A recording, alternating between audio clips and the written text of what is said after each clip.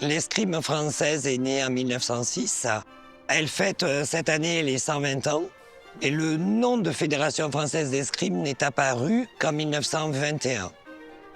À ce jour, la Fédération française d'escrime est la fédération la plus grande pourvoyeuse de médailles olympiques, avec à peu près 130 médailles. À ce jour, on compte 56-57 000 licenciés, 730 clubs. Le Gémenos Escrime Club, on l'a créé il y a 22 ans maintenant. Donc nous recevons des compétitions nationales depuis que Stéphanie Pasturel a pris la présidence. Cette année, ce sont des M15, donc des jeunes qui ont 14, 13, voire même 12 et 11 ans. Et c'est souvent une de leurs premières compétitions nationales.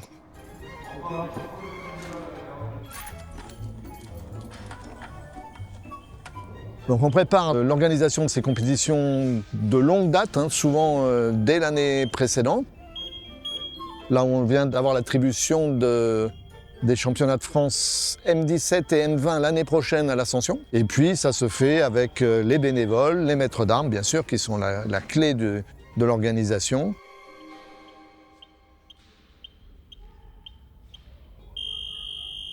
Comment il faut que ça s'allume? En fait, il faut que tu te mettes sur épée. Ouais, épée, Ici. faut que ça s'allume. Ouais. Il faut que ça s'allume à l'épée. Là, tu prends les deux les plus proches. Si ça s'allume, c'est bon? J'ai pris mes fonctions de directeur sportif en septembre 2025 pour la saison 2025-2026. Je m'occupe de la partie sportive, de la partie déplacement, de la partie haut niveau compétition. Les tireurs auront un fil de corps qui sera relié à l'appareil, au système, pour pouvoir justement, ce que je viens de faire tout à l'heure, en fait, allumer les lampes de couleur. Là, juste on teste les fonctions pour savoir si ça fonctionne bien pour demain. Voilà, donc là, le principe, c'est... Ici, vous avez les scores pour les tireurs à gauche et à droite. Ici, le temps de match. Alors, sachant que c'est des périodes de 3 minutes avec 1 minute de pause. Au sable, ça va tellement vite qu'en fait, on ne fait jamais 3 minutes.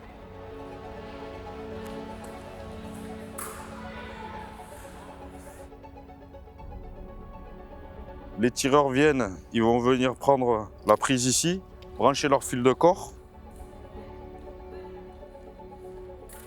Là, donc on voit la ligne de fin de piste, la ligne d'avertissement qui est 2 mètres plus loin. Ici, on est sur la liste de mise en garde, la ligne médiane de la piste, et 2 mètres plus loin, nous avons l'autre ligne de mise en garde pour l'adversaire. Après, c'est le même principe, c'est-à-dire que là, il y a la ligne d'avertissement et la ligne de sortie de piste. Et après, c'est l'arbitre qui donnera le début de l'assaut.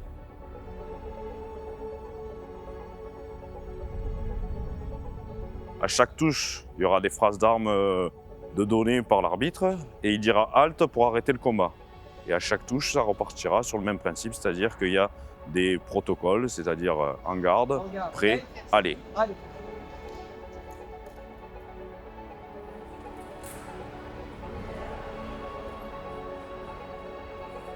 Le sabre est une arme de priorité, donc il faut prendre la priorité pour pouvoir marquer le point. C'est un peu comme au volley où il faut avoir le service pour pouvoir marquer.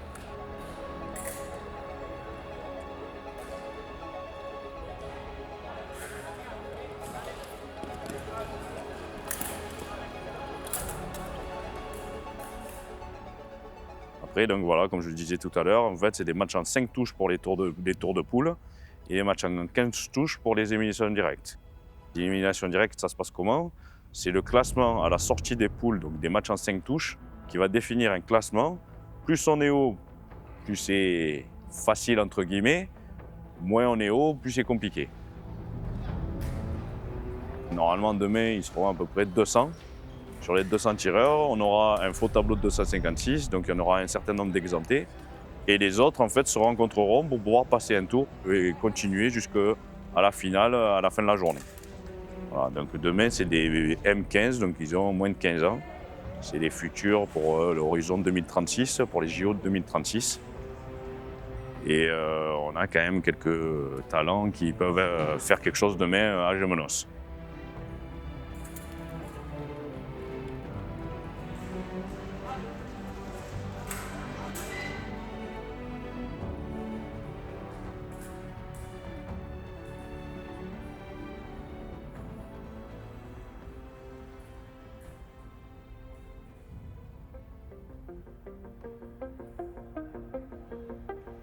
Je suis Jérémy, je suis le responsable technique du club de Gémenos, avec mon collègue Maxime qui est plutôt en charge du développement.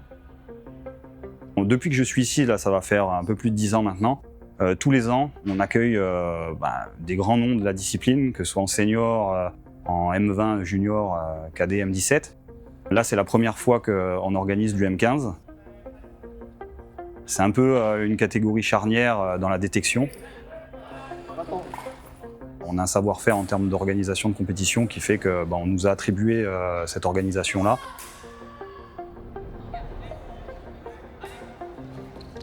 Alors maître d'armes, en fait, c'est une fonction plutôt dans un club. Entraîneur, c'est plutôt dans une structure d'entraînement, ce qu'on avait eu la chance d'avoir ici pendant quelques années. Et j'avais la charge de la responsabilité de cet entraînement-là avec le centre régional d'entraînement qu'on avait pendant quelques années à Gémenos. L'historique de ce club fait qu'on est à dominante sabre, donc on fait que du sabre ici. La raison pour laquelle on fait que du sabre, c'est déjà c'est difficile en termes de matériel d'avoir autant d'équipements différents.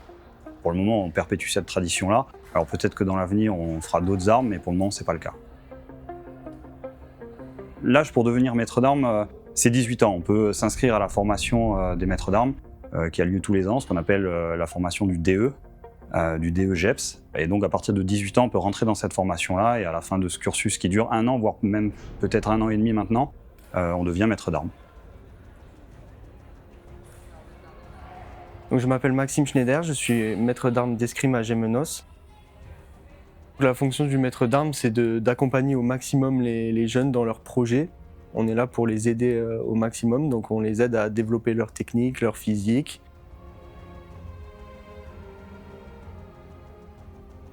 Alors par exemple pour un compétiteur du coup M15, on a un bon nombre de matériel, donc on a les chaussures, les chaussettes, le pantalon.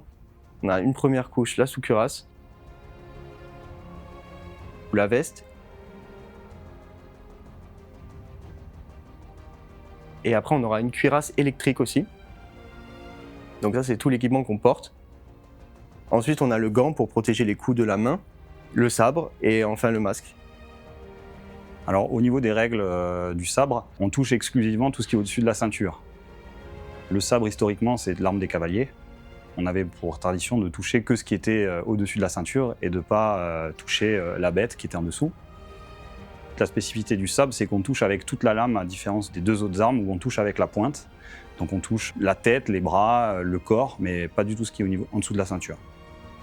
La préparation des jeunes tireurs, voire des débutants, est un peu particulière par rapport peut-être à d'autres disciplines sportives, parce qu'on est une discipline à vocation militarisée, parce que en fait, historiquement, on faisait de l'escrime dans le secteur militaire. On essaie de leur inculquer une certaine discipline, avec toutes les valeurs qui vont avec au niveau de l'escrime. Que ce soit le sabre ou les autres armes, c'est une discipline très technique, qui demande énormément de rigueur, d'attention, de concentration. Et c'est ce qu'on essaie de développer en priorité chez les jeunes et même surtout chez les athlètes qui veulent faire de la compétition.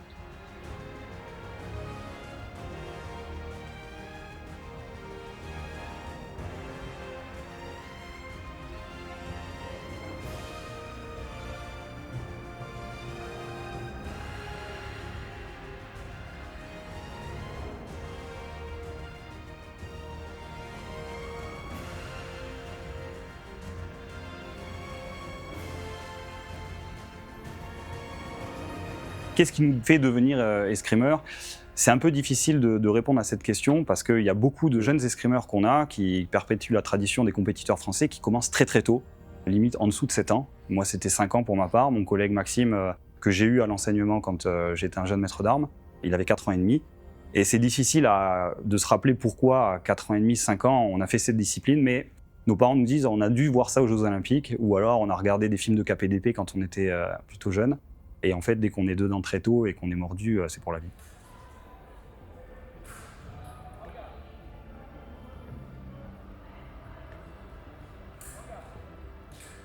Du coup, lors de la compétition, moi, je vais être arbitre. Mon rôle, c'est déjà d'expliquer les règles globalement aux tireurs, les règles de sécurité, regarder si l'équipement est correct par rapport à la compétition, d'annoncer à qui est le point lors des touches du match, le gagnant à la fin des poules, qui sera en 5 du coup, et le gagnant à la fin des matchs en 15 qui seront éliminatoires.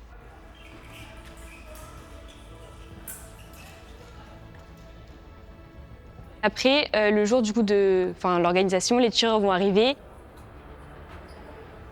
Ils vont devoir s'inscrire aux tables qu'on a devant et sur En Garde. Ils vont regarder sur quelle poule ils sont. Il y a les pistes avec des numéros qui seront affichés. Ils viendront sur la piste et commenceront leur match. Les outils et systèmes qu'on va utiliser pour l'arbitrage, il y a les tableaux des scores, où on va noter du coup le point, la touche, etc. pour que les tireurs sachent où ils en sont. Dessus, on va également avoir du coup le temps, parce que lors des matchs, on va avoir une pause de 1 minute pour la compétition de demain, pour qu'ils en sachent où ils en sont durant leur pause. Et on va avoir aussi une plaquette où on a les poules, où on marque qui a gagné, qui a perdu sur combien de touches pour pouvoir la rendre à la table d'arbitrage et après sortir le classement général à la fin des poules.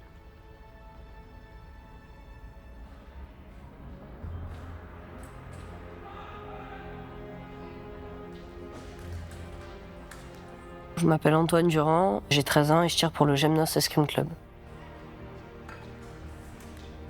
Moi, ce qui me plaît le plus, c'est les combats, l'intensité qu'on met dedans. Tout donner, dépenser, on peut vraiment se défouler en faisant des allers-retours de piste dans un combat. Je m'appelle Oscar Laborel, j'ai 13 ans et je tire aussi pour le Gemnos Escrime Club.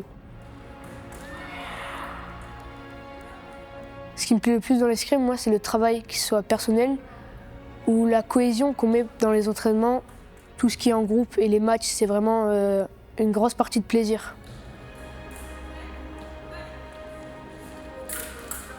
Donc on vient 4 fois par semaine et on a également une leçon particulière avec juste un maître d'armes. L'escrime m'a appris à ne jamais rien lâcher, toujours s'accrocher. Tant que c'est pas la dernière touche, c'est pas la fin. Moi aussi, l'escrime m'a appris à ne jamais abandonner, toujours persévérer, travailler dur, faire des efforts, que ce soit physique, même mentaux ou financièrement.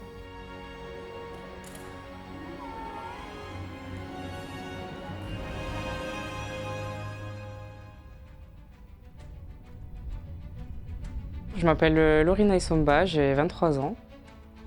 Je m'entraîne à Gemnos, je suis escrimeuse, plus précisément sabreuse, et je représente l'équipe nationale du Cameroun. Aujourd'hui, je suis venue pour arbitrer la compétition et en même temps supporter les jeunes de notre club qui tirent. C'est la demi-finale des championnats de France, donc c'est une assez grosse compétition pour eux. J'ai commencé l'escrime, j'avais 7 ans, dans le club de Thionville, dans le nord-est de la France, en Lorraine, et je suis descendue à 13 ans à Gémenos, dans le sud, pour continuer en CREFED, dans le centre de formation régionale. J'étais dans les groupes France Jeunes, j'ai participé aux championnats d'Europe, les Coupes du Monde junior et cadet. J'ai représenté le Cameroun au championnat d'Afrique, j'ai ramené la première médaille d'or pour le pays. Ça me classe très bien dans le classement international. Après mes championnats d'Afrique, je suis passée de 265e mondial à 30e mondial, donc c'est énorme. Je me suis dit c'est la récompense de tout le travail que j'ai fourni. On revient vite à la réalité une fois qu'on est rentré à la maison, mais on est vraiment très heureux et surtout d'entendre son hymne national pour la première fois pour soi et de ramener une médaille pour un pays qui n'a jamais eu de sa vie dans une discipline qui est quasiment inexistante chez eux, c'est quelque chose d'incroyable. Je conseillerais aux jeunes qui veulent se lancer dans l'escrime et le sport de haut niveau de se lancer, de ne pas avoir peur de commencer, de s'imposer. Et malgré les échecs, parce qu'on ne gagne pas tout le temps, de toujours s'accrocher et de jamais abandonner, de croire en soi.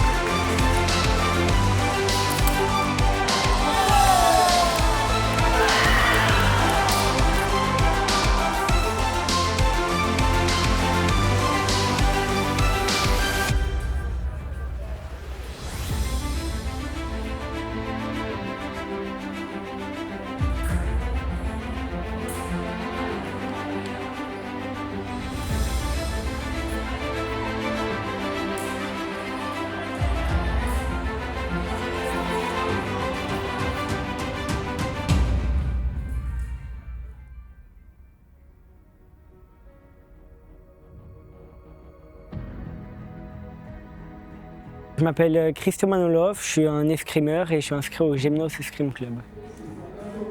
À la base, j'étais pas du tout parti à faire ce sport.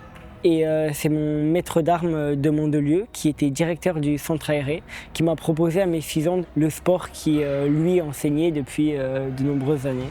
Et j'ai direct accroché, au fur et à mesure des années, j'ai continué et j'en suis là où j'en suis aujourd'hui. L'escrime m'a appris énormément de choses. Déjà à être humble, au-delà de l'aspect physique, technique, tout le jeu qu'il peut avoir dans ce sport qui est vachement complet. Ça m'a appris des valeurs, une fraternité avec tout le club, vraiment d'être humble. C'est des valeurs que je pense qu'il y a quand même beaucoup de sports qui l'apprennent, mais particulièrement l'escrime, ça les fait ressortir. Mes impressions d'être arrivé en demi-finale étaient vraiment bonnes. C'est vraiment une expérience que je vis pour les premières fois cette année. Au niveau du mental, il y a une grosse pression à gérer entre l'adversaire et nous-mêmes. Et souvent, quand on se fait remonter ou quand on mène de large, il faut toujours savoir garder un esprit à se dire que c'est pas fini, que tout peut être joué et il peut y avoir des renversements à n'importe quel moment. J'aurais préféré aller plus loin, mais c'est une expérience qui est bonne à prendre et pour se préparer pour les compétitions à venir.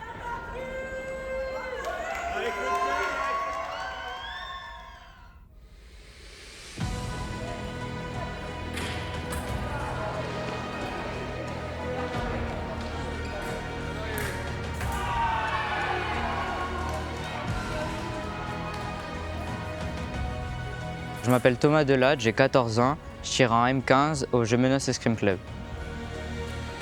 Le plus dur dans ce sport, c'est le mental, d'être capable de continuer même si y a vraiment des choses qui peuvent être difficiles, des erreurs personnelles et des autres.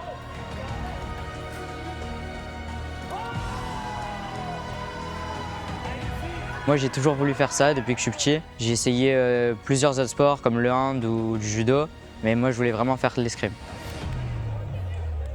L'escrime m'a appris plusieurs choses. Le côté physique, tout l'aspect psychologique, de la réflexion, du jeu, et ça peut aider dans la vie de tous les jours.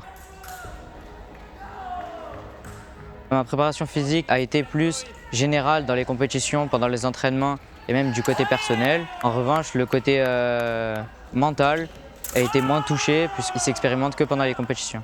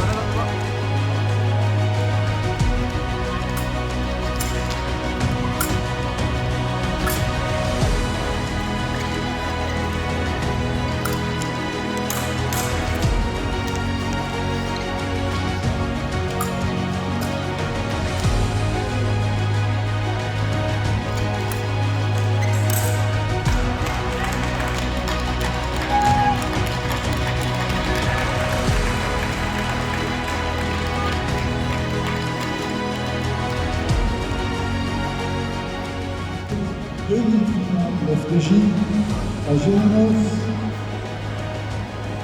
Je vous demande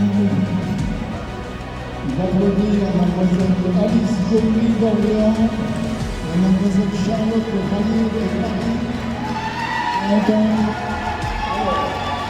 qu'arbitre professionnel.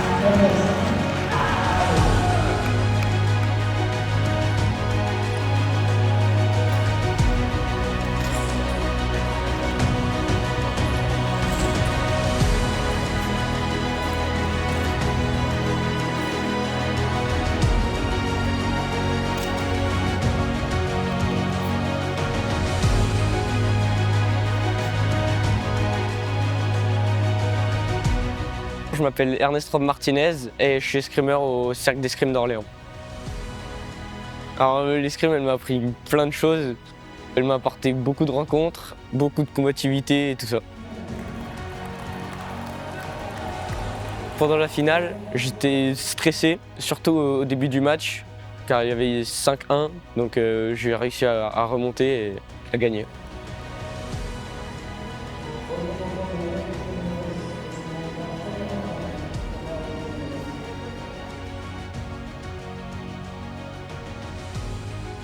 Maintenant, je suis très heureux. On va repartir pour la suite.